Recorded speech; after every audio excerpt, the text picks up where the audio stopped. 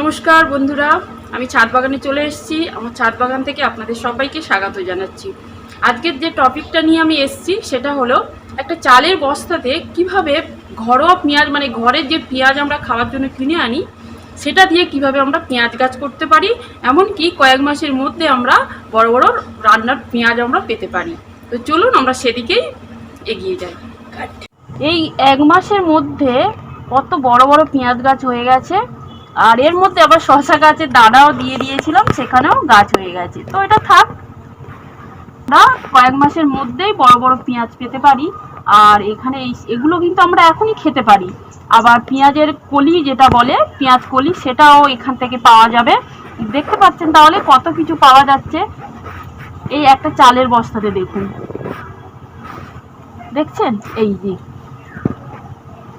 একদম কম, মাটিও কম দিয়েছি এর মধ্যে।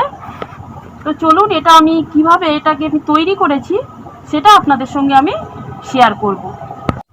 দেখুন, এই যে সমস্ত রকমের সবজি আছে এখানে, পেঁয়াজ, আলু, নানা রকমের সবজি, ফলের খোসা, এই যে বাগান থেকে পাতা, ওলকপি, ফুলকপির পাতা, সেগুলো, তারপরে ফুল গাছ, বিভিন্ন রকমের ফুল গাছের ডালপালা যেগুলো ছেটে দিই সেগুলো সব শুকনো, এই যে এখানে সব শুকনো হয়ে গেছে।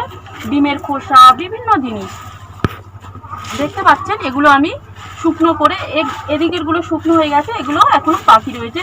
শুকনো জিনিসটা দিলে কি হয়,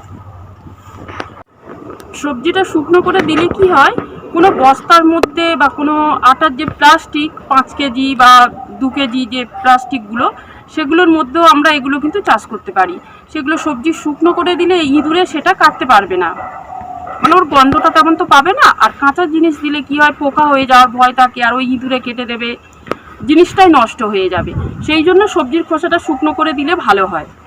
বস্তার মধ্যে দিয়ে দিয়েছি শুকনো করে, যতটা আমি মানে ভর্তি করতে চাই, আমার পুরোটা যদি বস্তাটা ভর্তি করি তাহলে পুরোটাই অর্ধেক দিয়ে দেবো। তাই এটা আমি এত পর্যন্ত করেছি, যেহেতু পেঁয়াজ শাকের জন্য বেশি মাটি লাগবে না, সেই জন্য আমি এতটাই, বস্তাটা এতটা আমি রেখেছি।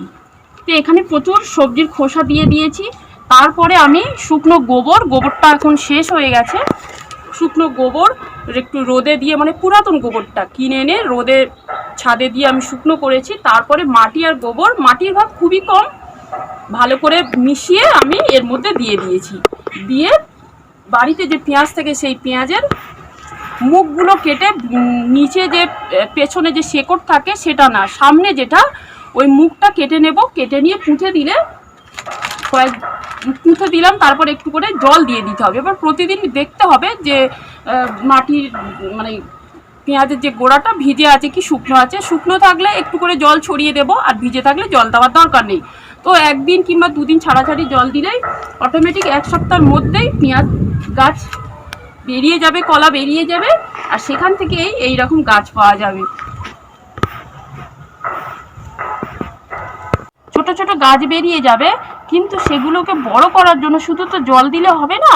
যখন 1 সপ্তাহ 2 সপ্তাহ হয়ে যাবে, তারপর থেকে সবজি পচিয়ে, আমি সবজি পচা জল দিই কিংবা খোলের জল দিই। এই যে সবজিটা আমি এইরকমভাবে একটা বড় জায়গা বালতি নিয়েছি, এই যে এর মধ্যে সবজি দিয়ে, জল দিয়ে কিংবা চাল ধোয়া জল, ফ্যান, সব কিছু দিয়ে, ওই সবজি যেমনভাবে শুকনো করছে ওই রকম প্রত্যেক, মানে বিভিন্ন রকমের সবজি, ফল, ফুল, সব কিছু দিয়ে, ডিমের খোসা, সব কিছু, এমনকি ভাতও দেওয়া যায়, এক্সট্রা যে ভাত হয়, এক্সট্রা থাকে, ওই ভাত, সব কিছু দিয়ে এই পচিয়ে 3-4 দিন পচিয়ে, জলটা আমি অল্প করে জল তুলে 1 লিটার জলে 1 বালতি জল দিয়ে মিক্সড করে আমি অল্প অল্প করে, এখানে খোল ভিজানো আছে,